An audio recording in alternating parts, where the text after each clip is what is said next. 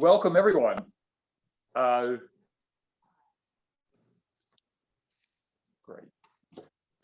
Welcome everyone. This is a presentation of people reaching out for Unity University. Proud, our mission is to sponsor opportunities that will encourage Ferguson residents to work together to build a community of harmony and equity within a diverse group of people. Tonight's presentation by Dr. Napoleon Williams III is kind of an encore of a presentation we did back in March. That was done in collaboration with the Confluence Scholars Strategy Network, Dr. Mary Painter and Dr. Kimball and others helped us put that event on.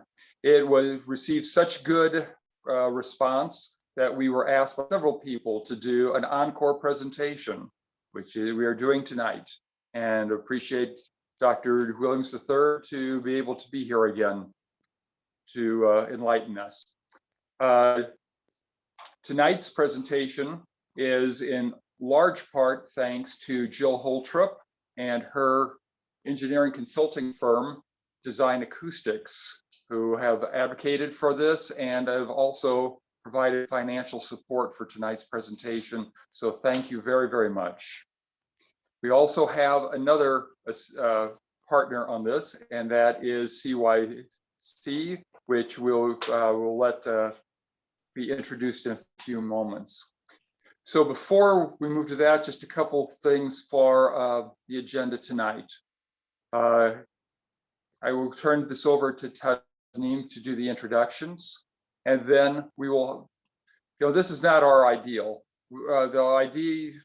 Proud prefers to have dialogues or good conversations so that we can all share. But in the world of COVID and Zoom, we have had to opt to these more formal presentations. So what we will be doing tonight is Dr. Williams III will be doing his presentation complete. And after he is done, then we will be opening up for questions and answers. We will have that done through the chat. So if you have questions you would like to pose to Dr. Williams III, you please put them in chat and send them to Cassandra Butler. And she will be then acting as our facilitator for the Q&A, reading the questions out to our presenter, and then she will continue monitoring for any follow-up questions to have. So apologize if that's a little bit, it's not as fluid as we would like, but that's the only way that we've really seen that works well. So without further ado, then I will introduce Tasneem Haq, who is she's with Creating Whole Communities, and she's going to introduce that organization a bit and then introduce tonight's presenter. So thank you for being here. Hi, everyone. I hope you're all well. My name is Tasneem Haq. I am the program coordinator for Creating Whole Communities, and CWC is excited to partner on this event with Proud. So I just want to talk about CWC and the kind of work we do and how we supported Dr. Williams' research. So CWC brings together the University of Missouri St. Louis, specifically the School of Social Work and Public Policy, as well as the Collaborative Vision, brings together UMSL and the University of Missouri Extension Community Economic Development staff and the St. Louis region's neighborhoods, such as residents, policymakers, business leaders, et cetera. So bringing together UMSL, University of Missouri Extension and the region's neighborhoods to focus on strengthening our communities. And we do this through 3 buckets. I'll go over the first two briefly. Civic dialogue, we hold a lot of community conversations, forums, presentations, events on important issues such as gentrification and redistricting. We also have a leadership capacity building bucket where we have leadership training programs where residents we support residents in building capacity to have a more of a voice and leadership role of what happens in the region. And then our third bucket, which is most relevant to today, is our research bucket, where we have a faculty fellows program in which UMSL faculty partner with the community to research important place-based challenges through practice-based research.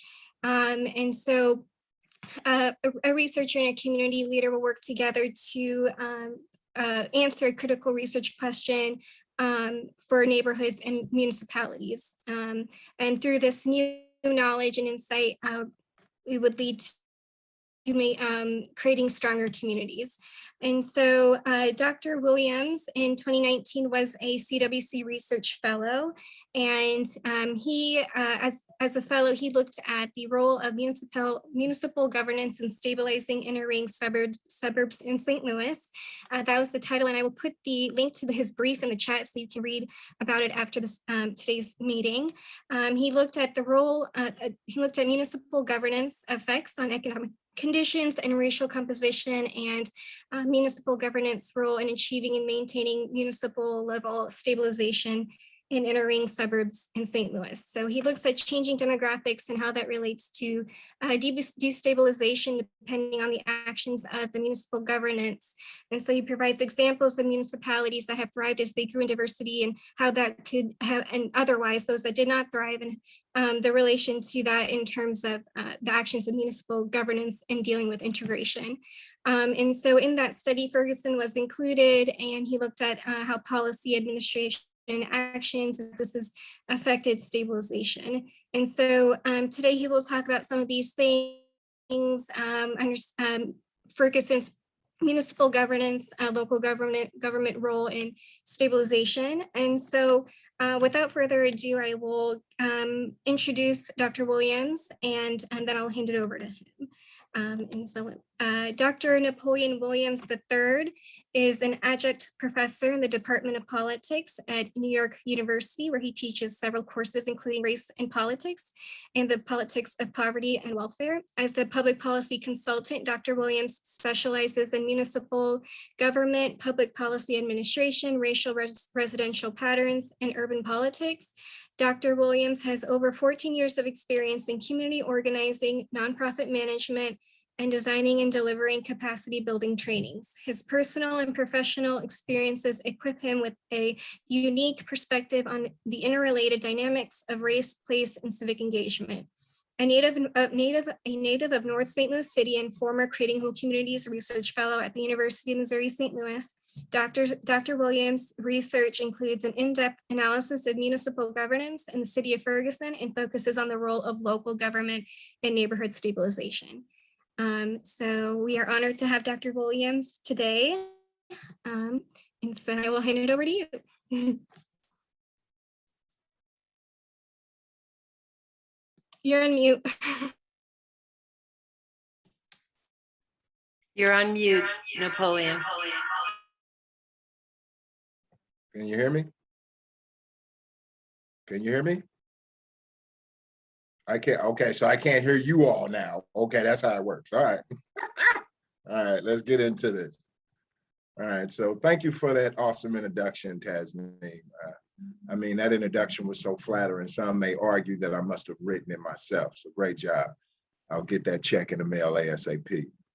Before I begin the presentation, please bear with me, as I would be remiss if I were to neglect extending my genuine appreciation to Alan and the members of the Proud group for their leadership in coordinating this event and for being gracious enough to invite me back to be with you once again. I believe that these events serve as a testament to Proud's continued commitment to community collaboration, betterment, and empowerment. And particularly as it relates to their inviting me back, well, I would argue that that's simply a testament to someone at Proud having a keen eye for exceptional talent. But no, in all seriousness and sincerity, it is truly an honor to be invited yet again to participate in such an important discussion. Many, many thanks go to the members of Proud. And I would also like to extend a sincere thank you to the administrators and scholars at Creating Whole Communities, led by my good friend and longtime academic mentor, Dr. Todd Swanstrom. The fine folks at Creating Whole Communities are also committed to helping empower communities from within, and they're doing some incredible work. In fact, as Tasneem spoke about, I perhaps may not have been in a position to sit here before you today and do this presentation as a so-called expert on local government in Ferguson had it not been for the generosity of the CWC. So thank you so very much. Okay, so how about we get into some local government, huh? So what I'm going to do now, I'm actually going to share my screen and bring you all in to see what I'm seeing. And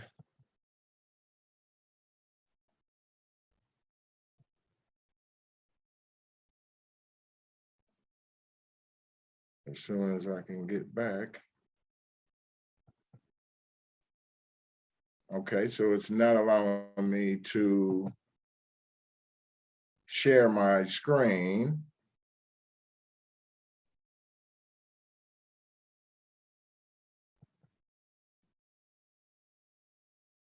Okay, administrators. Okay, Yeah, so I'm attempting, it's on a function now that is not allowing me to go. okay, try it now. Try it Okay. now, Napoleon.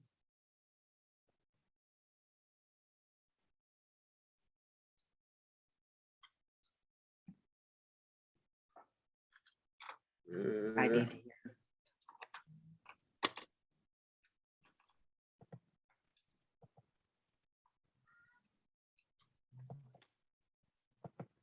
Are you having any success? No, still not? Yeah, I'm thinking I may have to close down what I have now and just maybe restart from the beginning. So let me try that. Okay, and if that doesn't work, I think I have a copy Yeah, that it's literally not allowing me to even bring up the Zoom back up, the picture to see the Zoom. do you have a small, your small Yeah. icon should bring that picture right back to you. That- Okay, so let's see if this works. So we'll go here.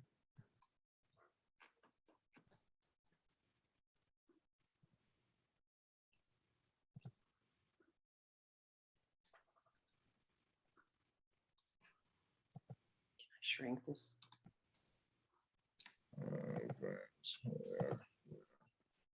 Can you see it? Yes, Yeah. You got it? you can. All right, perfect. All right, let's get into this thing. Technology, let me tell you. All right. Okay, so, all righty. Now, it just may be me, but I can't help but feel like every time I speak to a group regarding local government, I'm compelled to point out how relevant and timely the discussion is.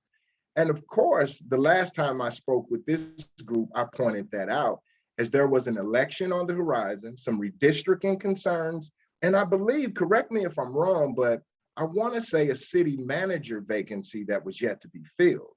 Wow. Now talk about relevant and timely. However, in preparing for tonight's discussion, it hit me. And I thought to myself, well, the local government situation in Ferguson today is distinctly different than it was in late winter, early spring when we last spoke. So then my anxiety kicked in and I thought, wait a minute, why in the world would they invite me back to speak about local government again? What could they possibly want this time that I didn't share last time? And how in the world could I ever deliver anything as relevant and timely as that presentation in March? I mean, back in those days, you know, March 2021, there was the drama of an impending election with the integral components of redistricting and the quality of integrity of a city manager search hanging in the balance. The setting was perfect. The tension so thick it was palpable. You could almost taste it. Not to mention, I delivered a flawless performance, leveraging each of these dramatic elements. Now, if you were there, you know what I'm talking about. But in preparation for tonight, it dawned on me. There is no drama of a pre-election.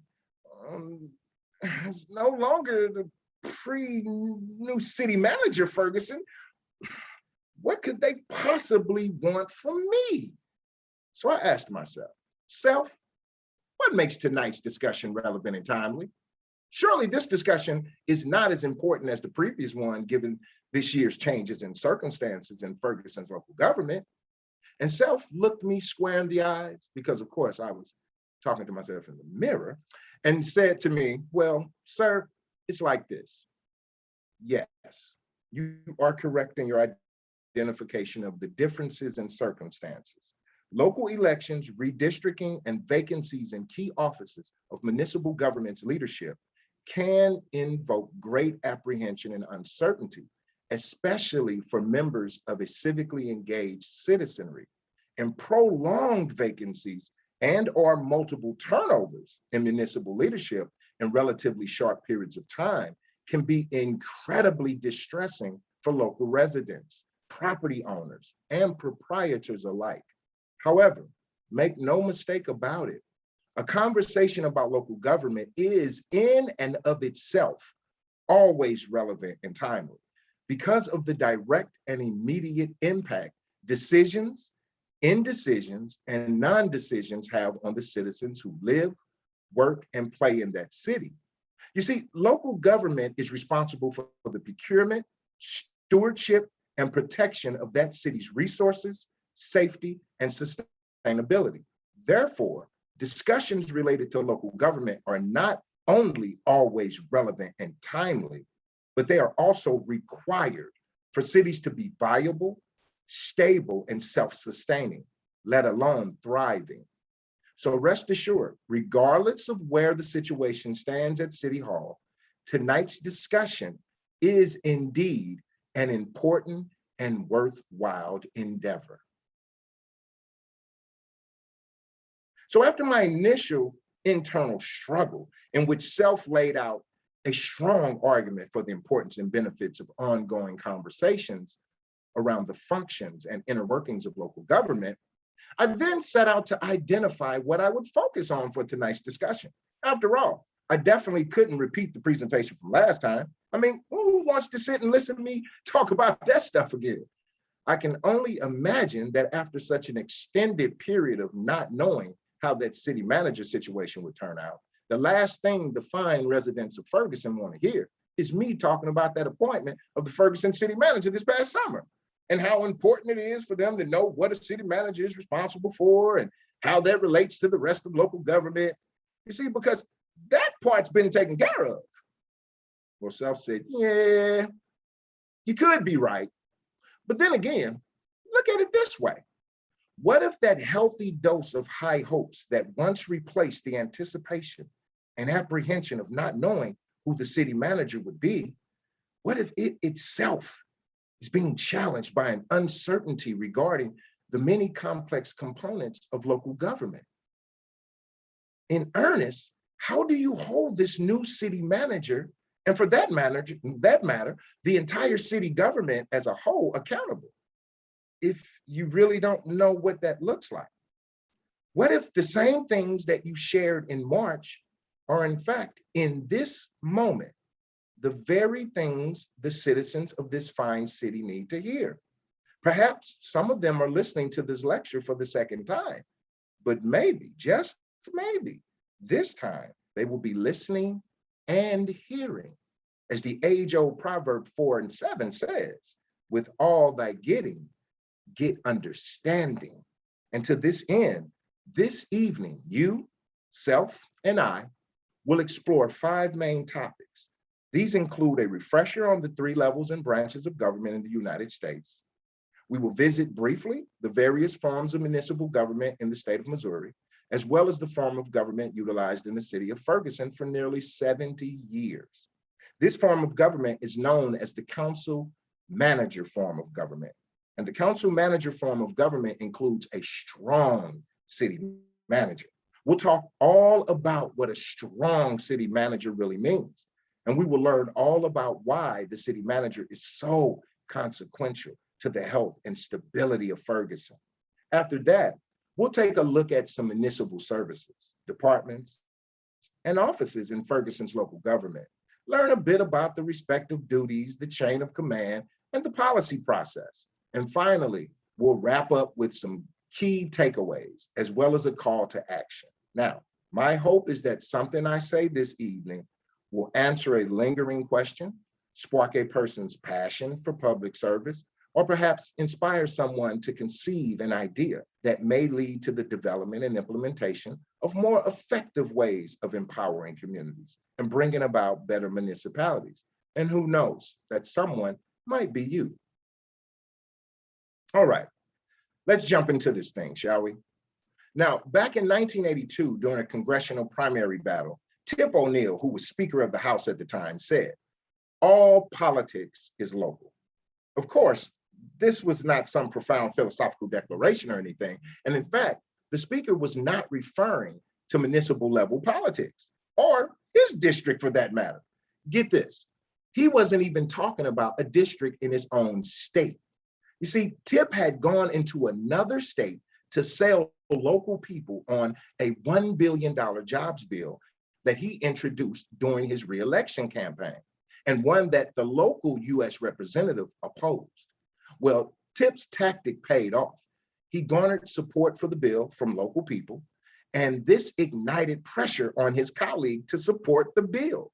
The move was legendary, and Tip's "all politics is local" phrase is now widely used to emphasize the importance of local elections and civic engagement.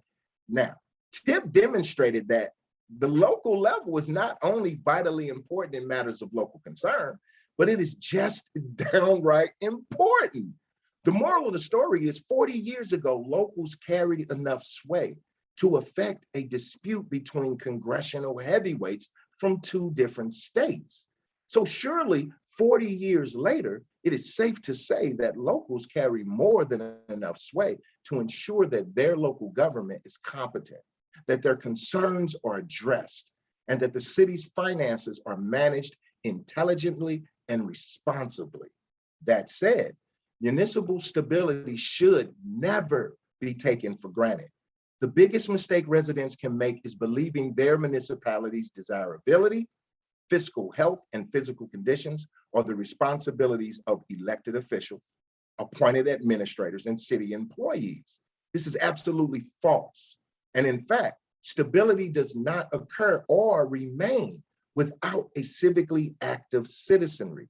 And not just any civically active citizenry, but one that is knowledgeable about municipal services and one that understands that all politics is local. If you've ever been reluctant to talk about the levels and branches of government because you felt like you were preaching to the choir, remember this: choirs are members of the congregation too. They appreciate a good sermon as much as anybody else. So preach. Now, for those of us that may feel like other people know more about politics or all that government stuff than we do, I feel you. Believe me, I do. But hear me out. Between me and you, this political stuff ain't as complicated as people like to make it out to be. Check this out. The federal level of government is cool. I mean, we all know some people that work for the federal government, and they're usually pretty nice people.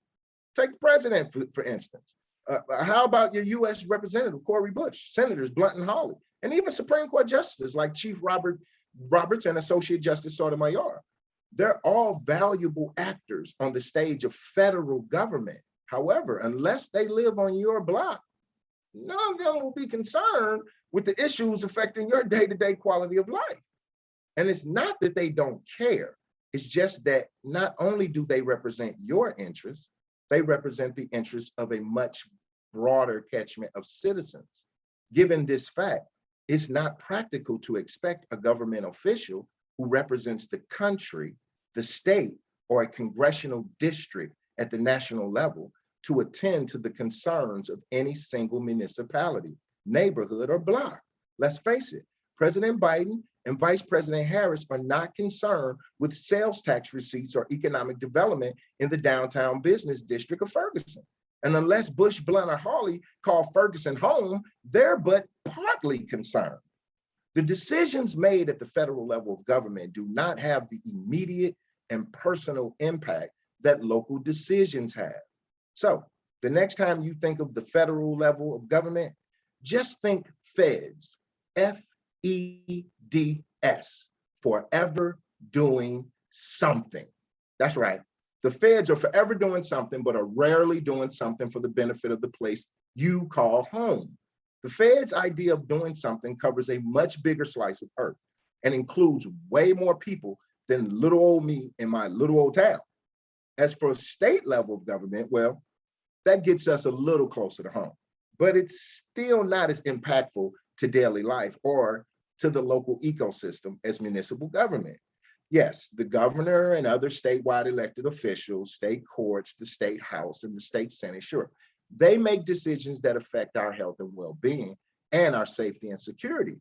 But as a state collective and as clusters of citizens delineated according to state districts, yeah, state officials and administrators do govern less people and less land mass than federal officials and administrators, but they're still answerable to more people and are responsible for larger geographic areas than local officials and administrators. Think of it this way. While the feds are forever doing something, but rarely doing anything for locals, the state, S-T-A-T-E, well, sometimes their acts take effect. In other words, state government makes decisions that can have a more instantaneous personal impact. For instance, the state owns and operates the interstates and the main arterial roads in Missouri. As such, a state action today could dramatically affect your experience as a commuter, cyclist, or pedestrian as soon as tomorrow morning. Now that's some power.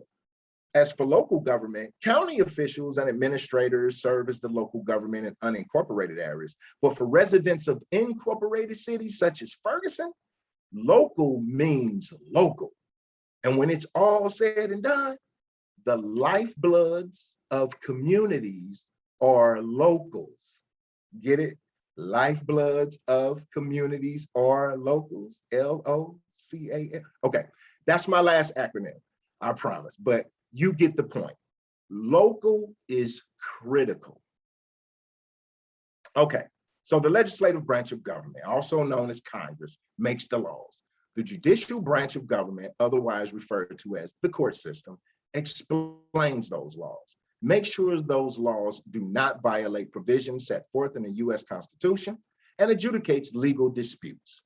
The executive branch, which includes executive offices, cabinet, departments, agencies, and committees, well, they carry out the laws and enforce those laws. Now, since we agree that all politics is local and that the lifebloods of communities are locals, we shall focus solely on the local level of government. And in doing so, we identify the legislative branch at the local level as the Ferguson City Council.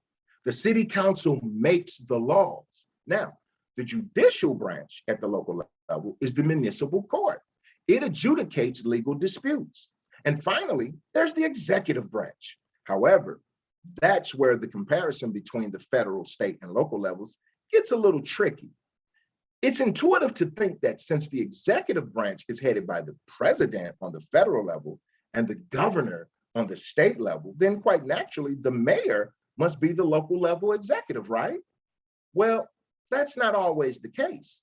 While the mayor does serve as the chief executive of a city with a mayor council or mayor board of aldermen form of government, in a city like Ferguson, the mayor has no executive power. Let me repeat that.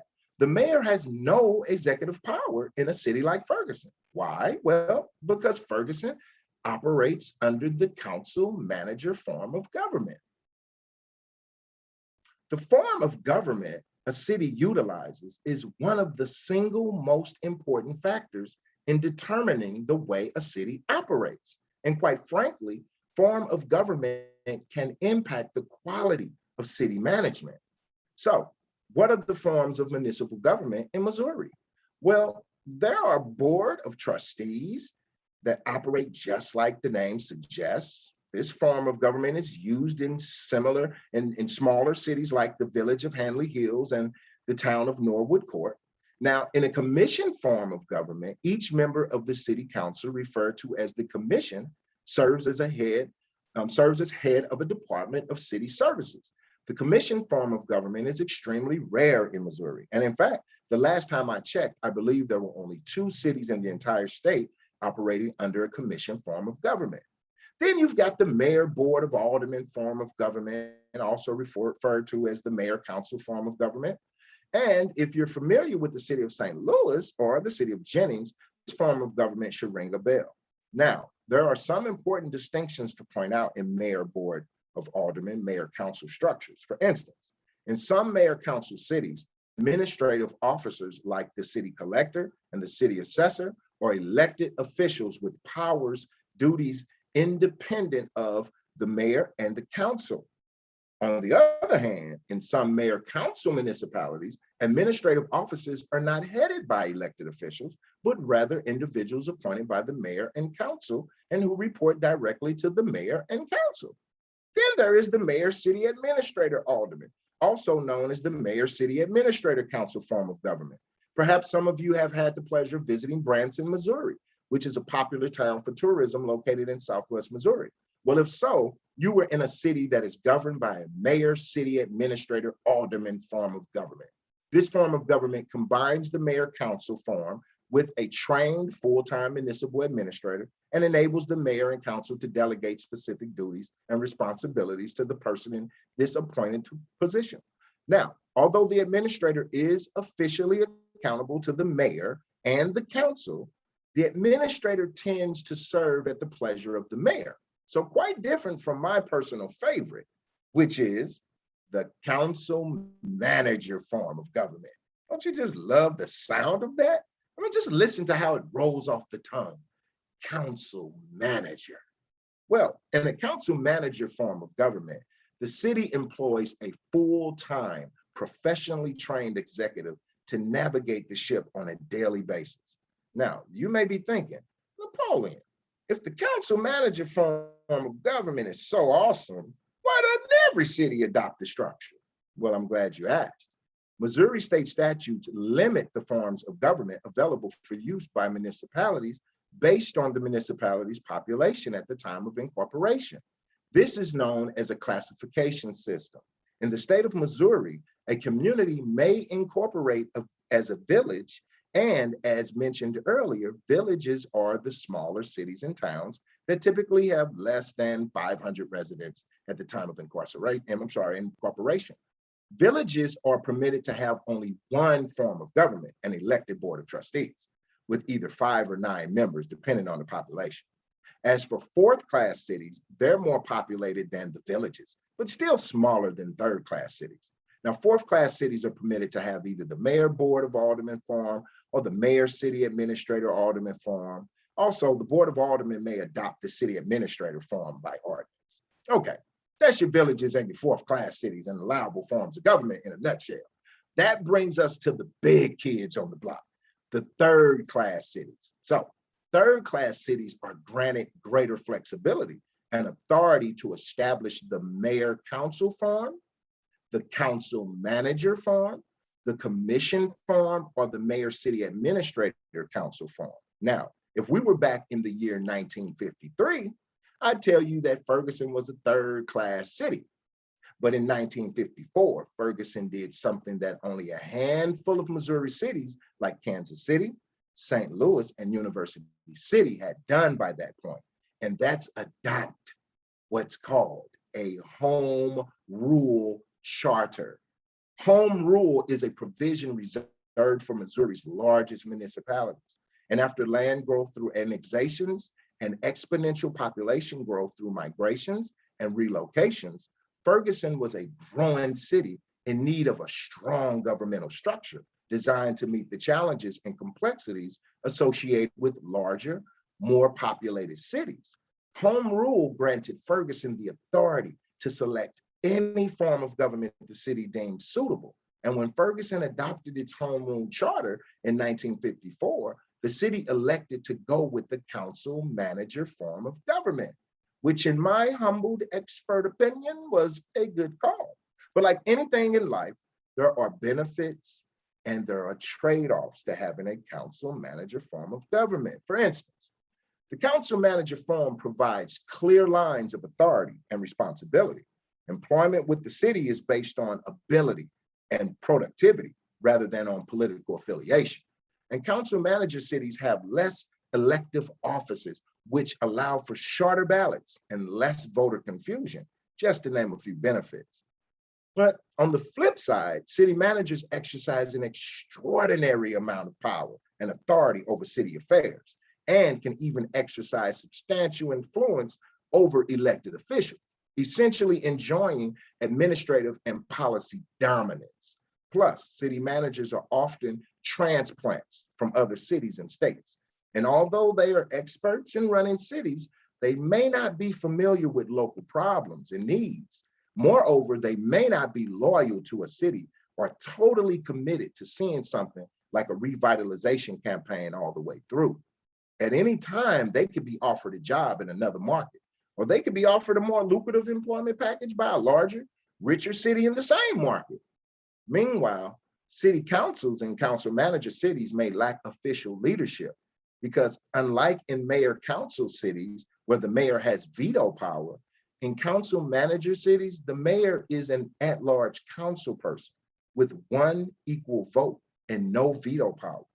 In other words, the only difference between the mayor and other council members in a council manager form of government is that the mayor is elected by all the voters, while council persons are elected by voters from their respective ward only. Other than presiding over meetings of the council and some symbolic and ancillary duties, the mayor enjoys no more power or responsibility than any other member of the council. I repeat, the mayor in a council manager city, i.e. Ferguson, has no more power or responsibility than the council members from the 1st, 2nd, and 3rd wards. Now, let me talk a little bit about why I have such a big crush on the council manager form of government. Well, as the great political philosopher, Dr. Terry Jones once told me, council manager form equals city manager. City manager equals professionalism, and professionalism equals best practice. From those wise words, we can safely deduce that best practice in municipal government and services is a good thing. But hold up, not so fast, my friend. We went over benefits and trade-offs of the council manager form of government. So we understand that having a professional city manager serving as the CEO of the corporation residents call their city is not always all good. We need to identify how to increase the good and decrease the not so good. And to do this, we explore the city manager more in depth. So a council manager form of government is also known as a strong city manager form of government because the city manager is boss. Even though the council appoints, in other words, hires the city manager and the city manager answers to the council, at the end of the day, the city manager runs the show. Look at it this way. The city manager is the CEO and the council is the board of directors. The CEO is at the office, in the trenches, putting out fires, hiring, firing every day. The council is meeting what, twice a month, 3 times in a busy month? So while your council person may get the props and take the knocks, it's that city manager that is earning that council person them props and knocks. Now, let's talk about these fellas in the illustration. These are 4 city managers that taught me nearly everything I know about the position. These individuals served in the role of city manager in various cities in various decades from the 1960s until the 2010s. Okay, let's check them out. So top left, I'll give this city manager a big A for effort. This person really tried to be an effective city manager, was a dedicated administrator that attended conferences and trainings, continually trying to improve through professional development and best practice sharing. Unfortunately, top left just did not have what it takes to get the job done. And it showed through personnel challenges, fiscal boo-boos, and a host of other mishaps. Okay, now top right, very talented, knowledgeable, and connected. However, a bit arrogant, a know-it-all Paul, if you know what I mean. You know, the type is always the smartest person in the room, never trusted the team and didn't allow others to contribute with any substance. And that turned people off. So eventually, the city lost valuable personnel to other cities, and cracks began to show more and more because the city was being ran by a one-person show. And eventually, the curtain dropped, and most unceremoniously, I might add. Now, did you happen to get a load of our buddy bottom right? Hilarious, right? If top right was city manager do-it-all, bottom right was Royal Highness King city manager. Like we covered earlier, city managers are endowed with a great deal of power, authority, and influence. And there are those city managers that not only know this power, but also who are so shrewd at leveraging it, council persons are completely rocked to sleep and people don't know what hit them. Poor things.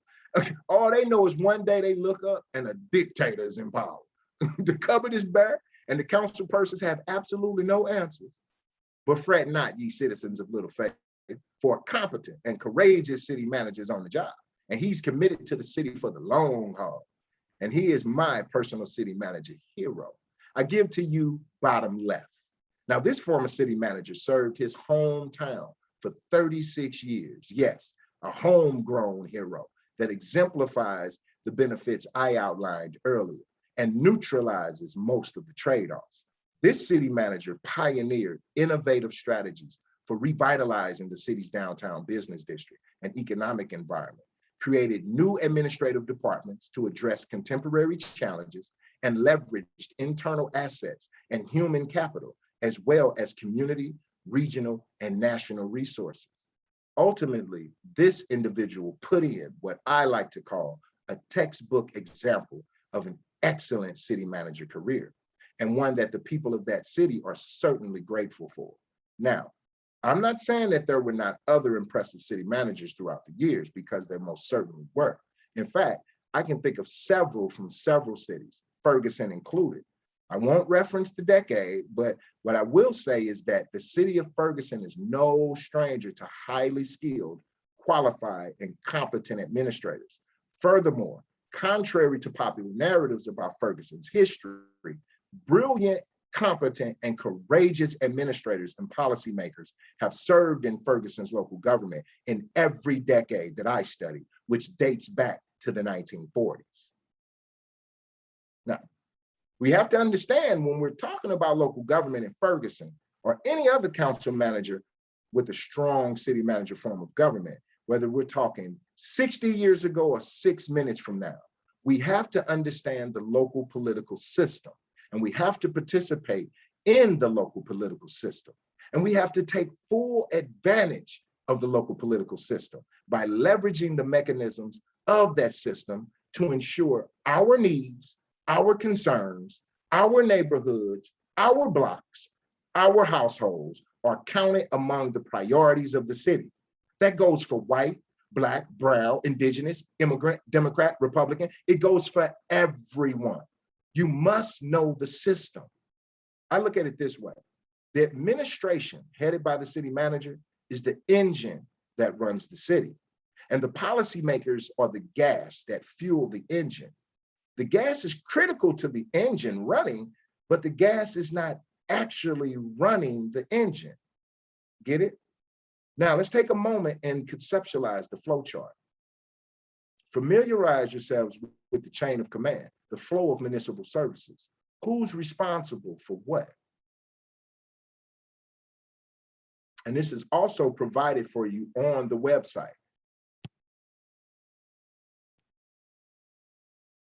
Now, visualize these departments, not as offices in a building on Church Street, but instead visualize the people doing the work. Picture the certified public accountant crunching numbers, or the city planner conducting research and making recommendations for rezoning or economic growth and development. Do you see the street crews repaving and repairing potholes? What about the maintenance workers tending to the fallen leaves in the park? And the increased indoor activities in the community center as the temperature dips? Imagine, if you will, all those humans working on your behalf. Better yet, working for you. You, the local, the Ferguson resident, you are actually the boss. You elect the council persons who hire the city manager, who supervises the city department heads, who supervise the city employees who work for you. They all work for you. And it is your duty to know what their duties are so that you can hold them accountable, whether they're doing a good job or a not so good job. Essentially, while I prefer the council manager form of government, and I recommend third-class cities operating under mayor council, mayor city administrative council forms aimed to adopt the structure, when the smoke clears and the dust settles, the form of government your city has is irrelevant if the people in government are not doing their jobs effectively, or you're not involved in the process to demand that they do. In that scenario, a super city manager is not going to do you much more good than a souped up city manager. As the late great Douglas W. Palmer, former mayor of the city of Hazelwood, once told me, and I paraphrase, don't thank your city's form of government for success, and don't blame your city's form of government for failures. At the end of the day, people are running the city, not government structures. People. Now, as people, we're naturally wired for self-preservation. We tend to be rather liberal with our pointing of the finger outward and quite conservative when it comes to pointing the finger inward. So let us pause to consider, no matter who the city manager is and no matter who my council persons are, the success of my local government depends on the quality and quantity of my input, me. So let's talk a bit about how we get better city management, better municipal services, better local government. I like to use the term stable. Stable refers to a healthy, vibrant municipality that is strong economically, solid physically, and overall desirable. We all would love to grow, do better, improve, but sometimes just plug in the tire so we can get back on the road to where we're trying to go is better than sitting still making no progress. So we have to take another look at this. Now, there's nothing wrong with knockdown, drag out debates about which way to go, what turns to make, and what speeds to travel. After all, we're all in the car together. We all have a say in where this thing goes from here. However, we must agree on one destination. We don't necessarily have to agree on how we get there, but we must be able to at least agree on where it is we're trying to go. If we all agree that stability is a mutually agreeable initial destination, and that's where we want to go first, then best practice policy is the way. And how do we get best practice policy? Well, I'm glad you asked. The first thing we do is remain civically active, or get civically engaged if we're not already. And this does not simply mean attending council meetings, submitting your questions and comments during the public hearings, or organizing voter registration drives. While these things are definitely important and can be helpful, the work of getting best practice policy enacted must also include your involvement at the advisory level. Now, what do I mean by the advisory level? The advisory level is the function of municipal government populated and often operated by citizen volunteers who serve on boards and commissions, researching, identifying, debating, and developing ideas, and making recommendations to the policymakers. Ferguson has an impressive array of citizen volunteer boards and commissions, including but not limited to Architectural Board, Civilian Review Board, Human Rights Commission, Youth Advisory Board, a Traffic Commission. I mean, that's just to name a few. but I can't leave out my personal favorite, the Ferguson Farmers Market Commission. The point here is that there is something for everyone, and more hands lighten the load. Just remember, your council persons are residents like you, just doing their part in public service. They don't have all the answers. They often depend a great deal on those policy recommendations coming out of the advisory boards and commissions. And think of it this way. You're not only helping your local council persons out, you're helping yourself out more. Now, as my brilliant wife, Dr. Kenya Williams, pictured center right there, she found in her research that there are many benefits of board service, including leadership development, professional enhancement, and career advancement. In other words, not only does serving on boards and commissions help protect and improve the stability of your city, but board service can also boost your professional development and help you become a more prosperous professional. I mean, I don't know about you, but sign me up. Okay. So we went to fergusoncity.com to learn more about the boards and commissions and to locate vacancies in membership. We completed and submitted an application for service on a board or commission via the link provided on the website, or we emailed it to the Ferguson City Clerk. We're now contacted and invited to serve. We are serving. We're offering our ideas and respective expertise, and thanks to our involvement, the City Council is producing best practice policy. Way to go, team. And guess what? The bills are getting along great. The policymakers are cranking out best practice policy left and right. And times are good.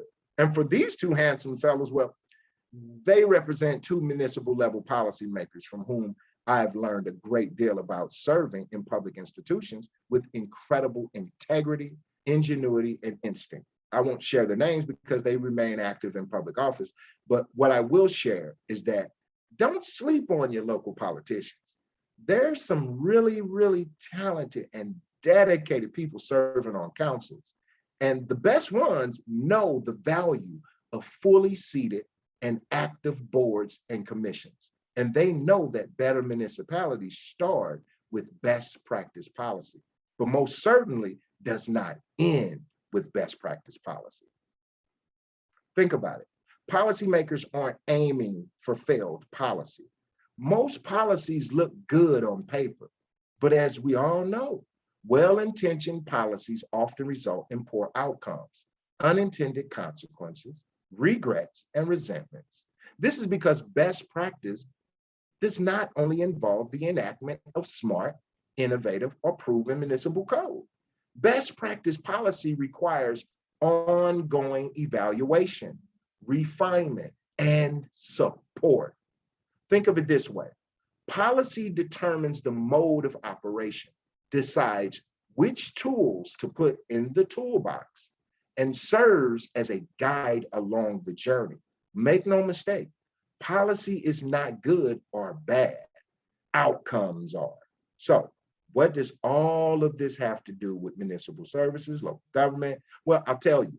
You see, look at that little sign that says help in the middle of the crowd. Now, it appears that those people around that person are disinterested people. But guess what? The person holding that sign is your city manager. That person is at the center of all things municipal services. And whether it's maintaining stability or realizing success through an amazing renaissance, it requires a concerted, collective, and collaborative effort. Yes, you have a lot on your plate. We all do. There's work, school, family, faith, recreation, life in general. But guess what? Local government impacts each of those areas in one way or another. There's no way around it. Okay? So what is my call to action for you? Number one, every chance you get, talk about municipal services and local government with people. Remember, the local level is the level that is actually affecting the quality of your everyday life and the life of others around you. Number two, join a citizen volunteer board or commission. Your voice, your ideas Your help is needed to inform and construct best practice policy. And number 3, consider adopting a department. Yes, you heard me right. Adopt a city department. What does that look like, and why in the world would I want you to do it? Well, first of all, what I mean is identify one city department that you are most interested in. Just start with one. Let's say that it's Department of Finance. You're going to get to know everything there is to know about the finance department, the director, the staff, the degrees, the expertise, association memberships, accounting strategies, reporting cycles, audit results, you name it. You're going to get to know them, and they're going to get to know you. Not necessarily in a disruptive way or an intrusive manner, but more like a stakeholder staying abreast of the health and conditioning of your investment. Remember, the chain of command. The buck stops with you, not the council member, not the city manager, not the department head, you. See, it's not that we fail to identify problems, quite the contrary. We're actually very skillful at identifying problems. No, the biggest obstacle to realizing better local government is the difficulty of getting a bunch of people with varying views, ideologies, and interests to set aside those differences and come together to tackle a common problem. And all too often, we sacrifice the good for the sake of the perfect. Remember, perfect is the enemy of the good.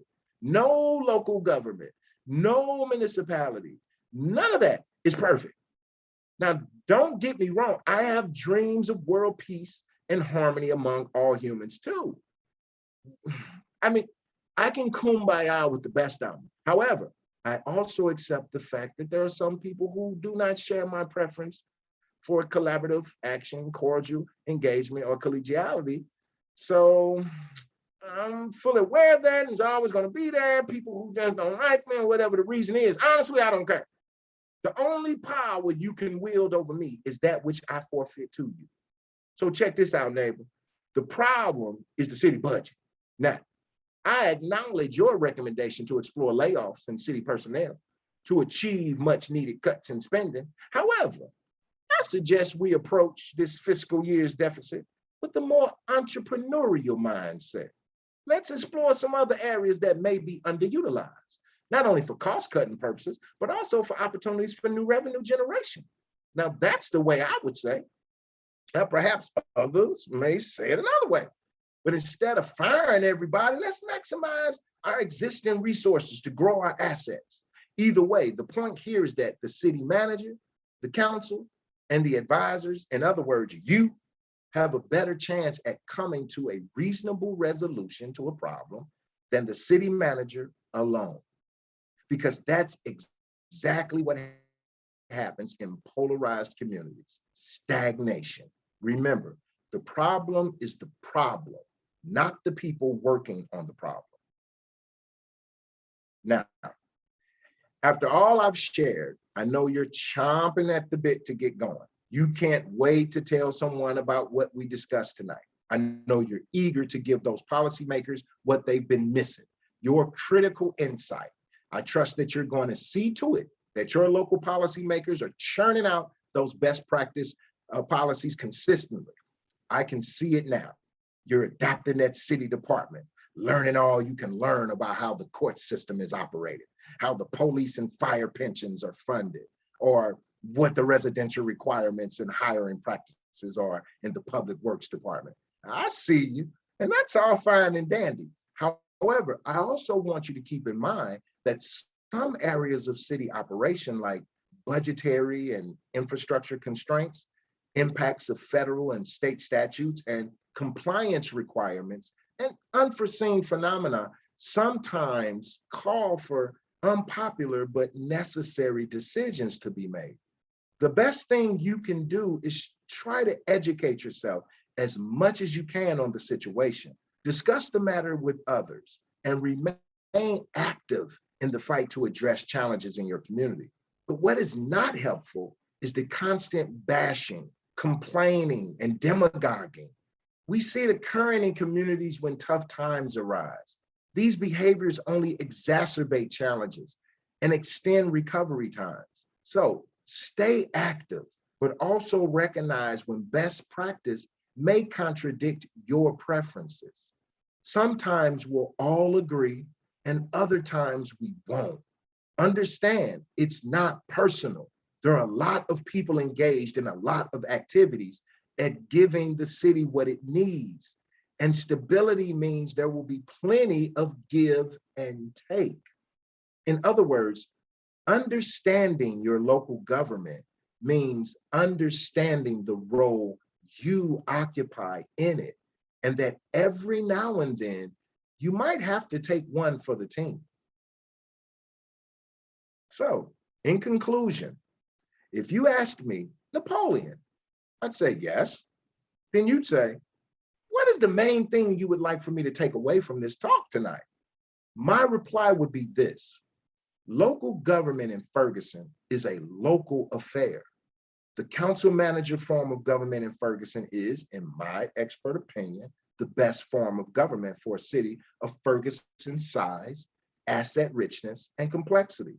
And best practice policy is crucial to ensuring that a competent, honest, and dedicated manager, city manager that is, has all the tools needed to do the job effectively.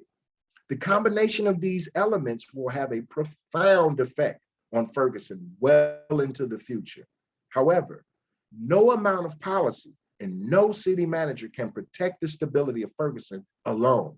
So remember, local government in Ferguson is not only there to serve you, but it's also your responsibility to support and serve your local government in Ferguson. Thank you for listening.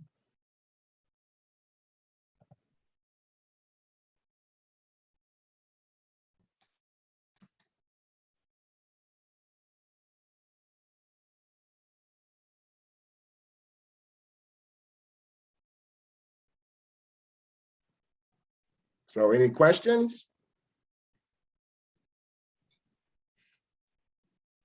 Yes, if anyone has any questions, if you would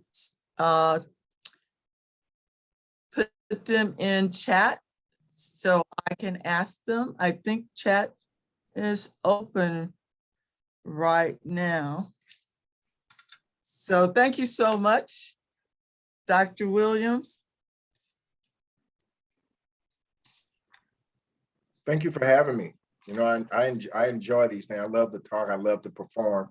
So it's always a pleasure for me to do these things. And I could tell the performance aspects. Yeah, that was really entertaining as well as informative. Yes. Let me see, I'm seeing some comments start to come in.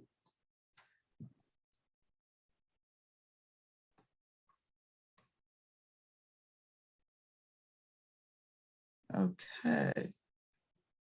But I don't have any questions yet. So that means I did my job. I'm good. Oh, no, we got questions. We got a lot of questions. Some questions we have to think for a minute to ask them nicely. Yeah, I just seen one pop up, and that is an awesome question, because in reading back over my presentation, I did recognize that. I said, you know what? Best practice policy is so robust and comprehensive in its definition that even attempting to touch on it will take me down a whole nother rabbit hole that would add another hour to the presentation. So I said, you know what? I'm gonna just throw it out there, and if I get the question, I'll try to identify 2 or 3 things. So first and foremost, one of the best practices, I reference it in the city manager setup. So the descriptions in terms of the way I describe the city managers are part of best practice.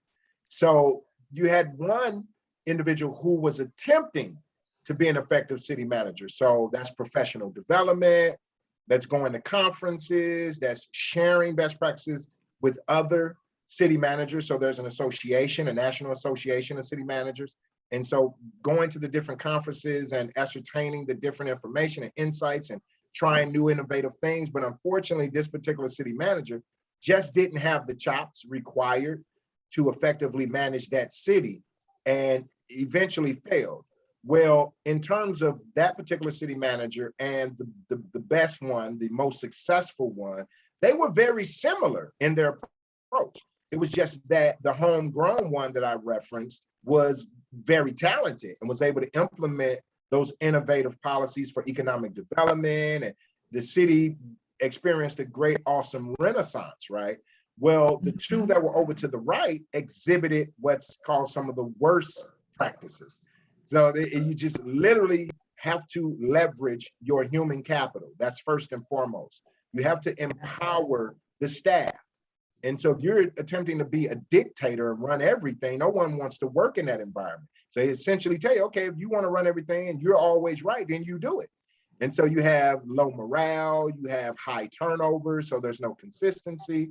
And so that's one of the biggest ones I'll point out, is in terms of the city manager style in supervision of the staff personnel. And then when we get into the budgetary issues, that's an entirely different category, but it is very important in terms of being innovative as it relates to how we're figuring out our fiscal challenges or working our way through fiscal challenges. Some people, take on a lot of debt. Some cities, take on a lot of debt. Some cities cut back, do downsizing of personnel, and some figure out innovative ways to empower the community. The most successful city manager did some things where it invited and attracted new businesses to the community, but did this without giving away, without throwing the baby out with the bathwater, so to speak, as it relates to the TIFs and the breaks. So I'm sure we know what some of these terms are, but that's just the main one I'll speak to. And then just one other one, when we're considering the citizen involvement, the highly civically engaged cities are not in and of themselves a positive thing. So to say a civically engaged city is not mutually exclusive with a stable, vibrant, successful city. It's just saying that it has civically engaged citizens.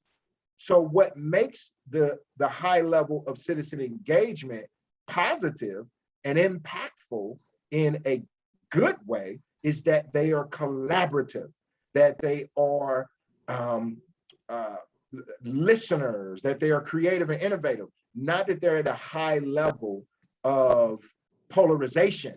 So you can have a high civic engagement and have a high level of polarization. So it creates stagnation, it creates uncertainty, it creates factions and disgruntledness and pet peeves and wars and things. So that's another best practice on the citizens' part. That's why I said sometimes you got to take one for the team. Sometimes you just got to recognize that the best practice is not necessarily your preference. Okay, it may be a best practice for what the city needs now. So those are just two big ones that I'll point out. And the overarching one is essentially what Ferguson currently enjoys, which is the council manager form of government. That's, in my opinion, the best practice of the best practice policies. Just mentioned the relationship between high polarization and stagnation, and trying to move that to a more collaborative action, which may require taking one for the team. There's probably is a lot of high polarization here, and some of it is based in different realities, different realities of where we are and where we've been.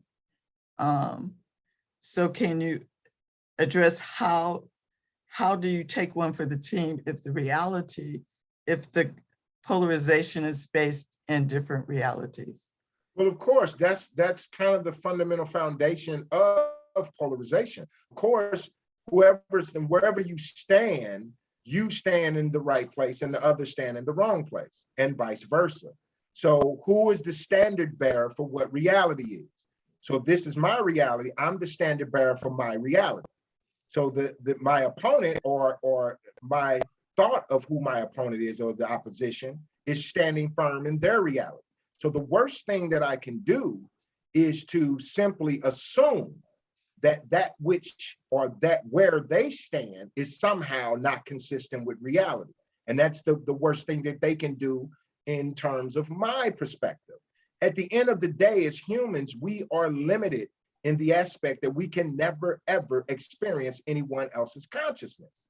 And so in that simple form, I can never then base my decision or base my judgment on what that other person is experiencing based off of my experience. So I have to acknowledge that their experience and their assessment of what they're experiencing is theirs, and I have mine. So in order to come to a place to where we're identifying a common issue to address, at some point in time, we have to find common ground with all things held constant.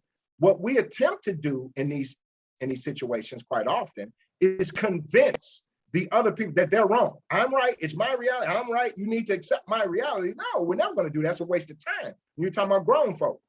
So what we need to do is identify the problem. So what is the problem? Now, if the problem is you or the problem is me, then there's probably no solving that one.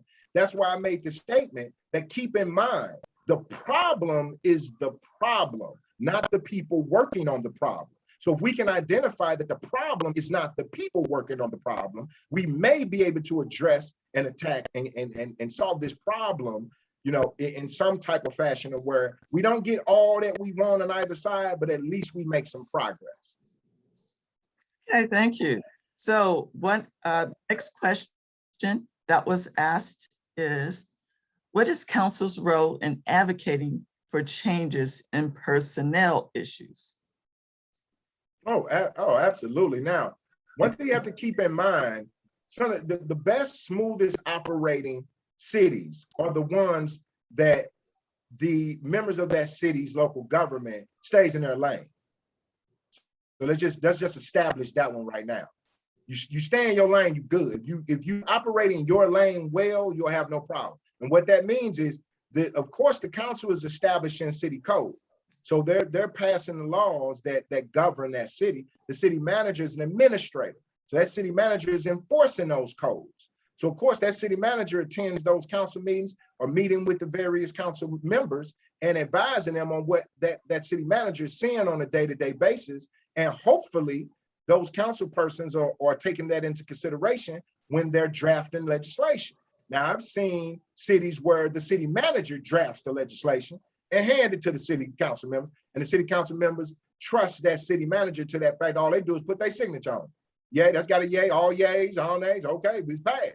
And I've also seen where the council members are very involved in understanding the administrative challenges and the day-to-day operations, and they're considering that in their decision-making process, but that's an overall collaborative process, and those are the ones that work the best. But at the same time, they're each staying in their respective lanes. So the council members understanding that, yes, I have an abbreviated understanding of what's happening here at the city and City Hall on a day-to-day basis, because I'm not here every day, all day. So I'm not going to act like I know more than the city manager. But at the same token, the city manager can't act as though they know what's going on block A or block B, because that's where the council members getting all this flack. So when the council members bringing this concern to you, city manager, I'm open to hearing what the concerns are. Yes, and let's see how we can amend the way we're doing the inspections. Let's see if we can amend the way our police are doing their checks or yada, yada, yada. And so that's a collaborative process. And the best way of going about doing that is for everybody to, first of all, identify your lane. Second of all, stay in your lane. Okay, good answer. Well, that should work. So I just want to remind everyone that if you have any questions, now's a good time to put them in chat. So the next question is, why have a mayor if the power is in the city manager? Well, you need a figurehead. You need someone to go out and cut ribbons when a new business opens up. You need someone to kind of serve as the face of the city, because the city managers, administrator, they're doing work. So they ain't time to be going and meeting and all that. But some of the best city managers will get out and beat the streets and knock on some doors and be inside of those businesses. Because at the end of the day, it's sort of like football. I'm a big football fan. So in football, you have 3 phases on a team in terms of game. You have offense, defense, and special teams. And so if you look at the city manager is operating in that aspect, so to speak. So the offense is those innovative, proactive moves the city manager makes. Now, all city managers, when they first start, when they go into a city, they do an assessment, they get briefed, they do their research, and they already kind of did that when they're considering taking a job. So they kind of know what they're up against, right? So they start implementing changes and these innovative ideas that they have. And they working on the things that they wanted to experiment. They was probably thinking about this when they was in college. Now, I can't wait till I get my job, or I'm gonna implement this, gonna work. Okay, that's their offense. Then there's defense. The defense is the things that are the problematic areas of the city that's challenging stability, that's challenging their viability and growth and those type of things. And they have to address those putting out the fires and those type of things. Then you have special teams. Special teams involves the non-traditional things. So that you may have something comes down from a federal requirement, a compliance requirement, a new pot of money that's available, or something like a consent decree that all of a sudden the city is up under, have to meet these certain requirements. So you have these different things. That's the special teams area. Now, when the city manager is good and talented in all those areas, you really have no problem, and things will kind of rock and roll moving forward. But quite often, it's a bit much for the city manager. And that's why I really highlight to the citizens that city manager is counting on you. Those ideas, those supports, and not to be overbearing. And remember, I'm the boss, I pay your salary. No, but to actually be productive in the process and offer that support. And if none of, send a flower, send some chocolates, or something. Show your appreciation. And because that reciprocity is something else, let me tell you. And we already know how volatile the government environment, politics and stuff can be. So when we get more, cordial and collaborative and collegial in that environment, we will be amazed at what it'll do for people in terms of how they begin to maybe give a little bit in terms of that analogy I gave in give and take. I hope I answered the question. I think you did, but let me ask, was your question answered? Okay, I got a yes on my screen. Okay, great.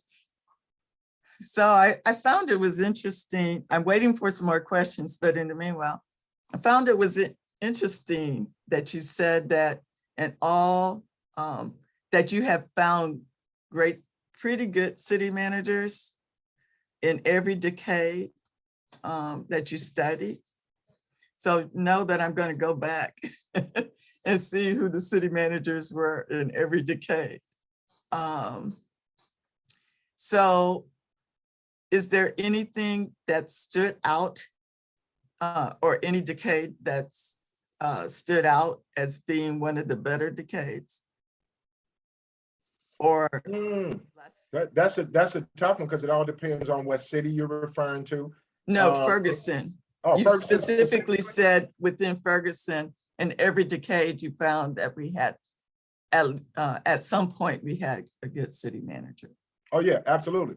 Probably for the majority of the time I studied was a good city manager. Now you have to define good, and maybe in terms of the popular narrative or in terms of what is most viewed in layman's terms, good may mean certain outcomes or what not. When I'm referencing good, I'm talking from an administrative aspect. So talking fiscally sound, talking longevity in personnel and quality, highly trained personnel, growth in residential and population, acquiring other land in terms of annexations, in solid business environment, a thriving business district.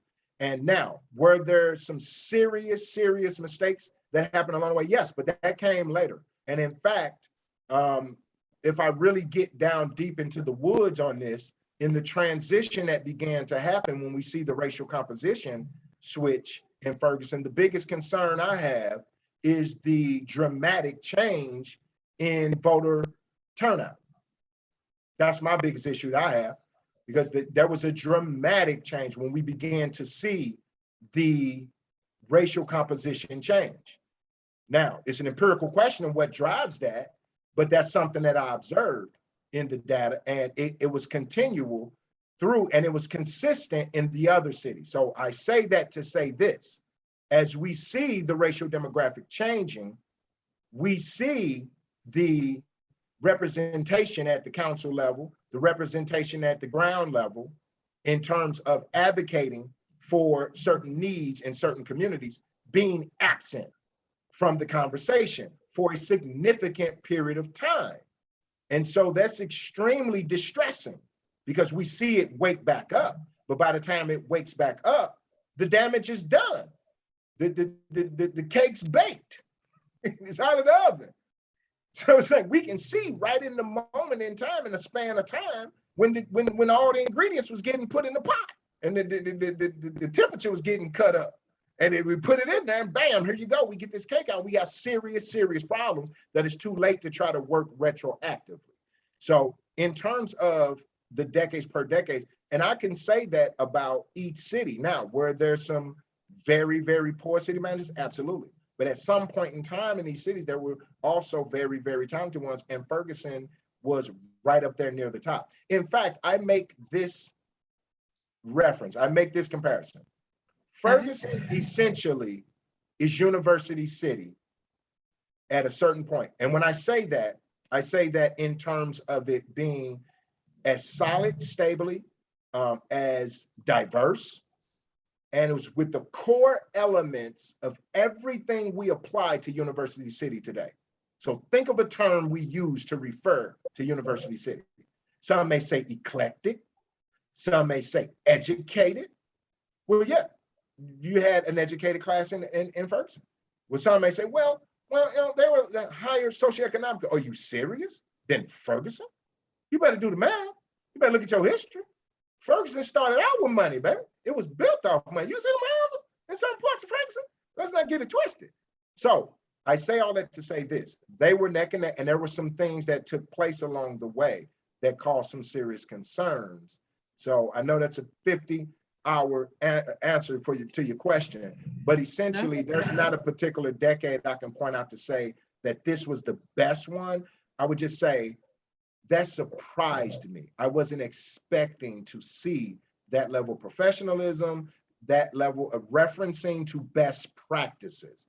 And quite often we get mixed up with the final policies that are put in place and the results of those policies with what the actual positions of the administrators and the policymakers were. Remember, the citizens are the boss.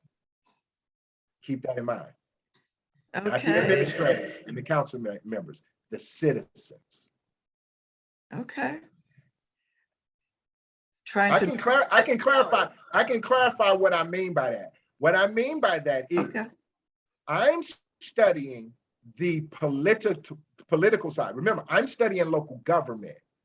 So the access I'm getting to the citizens and the business owners are my interviews or some oral histories that's in the repository of the Missouri Historical Society, from word of mouth, from newspaper clippings, online things. But in terms of the government action, the discussions in committee, the retreats, the discussions before policies were put in place, that's what I'm privy to.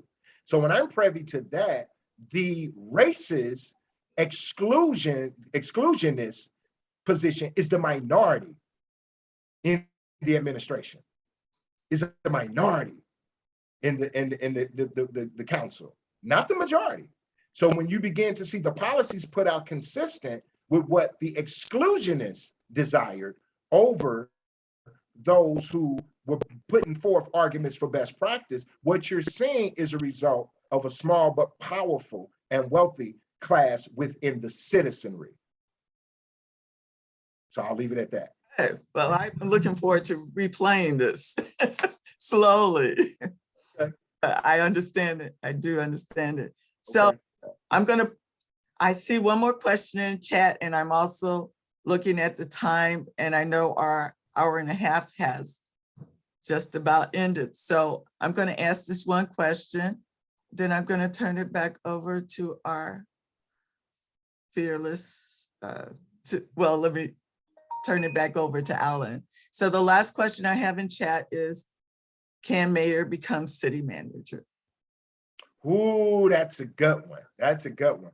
So the can, technically, I believe there's no law prohibiting it. I've never come across it. It's extremely questionable, I think, in terms of morally speaking. But then again, how far does that go in politics? So as far as my expertise goes, they can legally, there's no legal prohibition as I am aware of in terms of Missouri statutes. Has it ever been done? I didn't come across an example of that happening.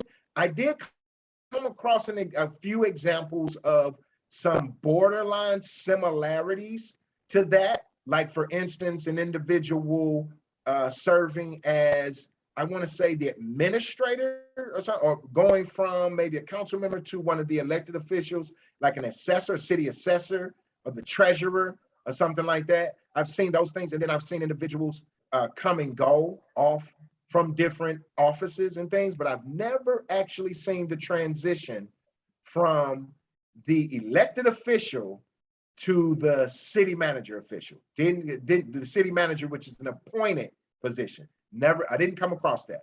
But in terms of can, because I believe the question was, can, Exactly. and I believe there's no law prohibiting that. There is not, and actually, we thought it was a possibility that it could have happened in Ferguson. It had not yet, but there was a time frame that had to pass in between a person being a mayor.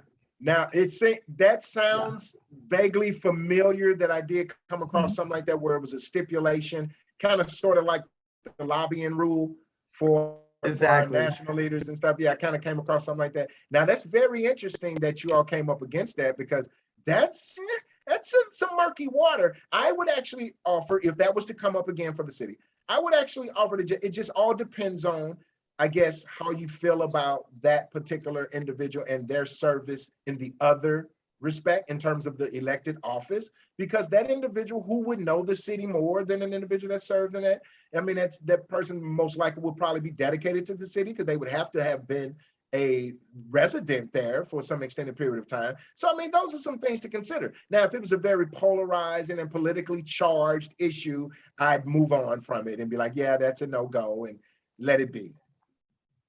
Okay. Well, thank you so much. I will be talking to you some more. All righty. Okay, Thank you so for having me. thank you, but I'm gonna let Alan close this out. Okay, well, thank you so much. This was excellent. Even for us who sat through this for a second time, there is so much to unpack. There's so much content that it was really helpful to hear it a second time. And then as your introduction, our focus has changed so much since March, as we've gotten, hopefully, some stability now with some of these positions filled, hopefully for a long time. So I hope everyone else got as much out of this as I did. I thought it was outstanding and really, really appreciate everyone's joining us and for all of your good insights. So thank you very much. And we'll hope we can see everybody at our next event. Thank you, everyone. Have a good one.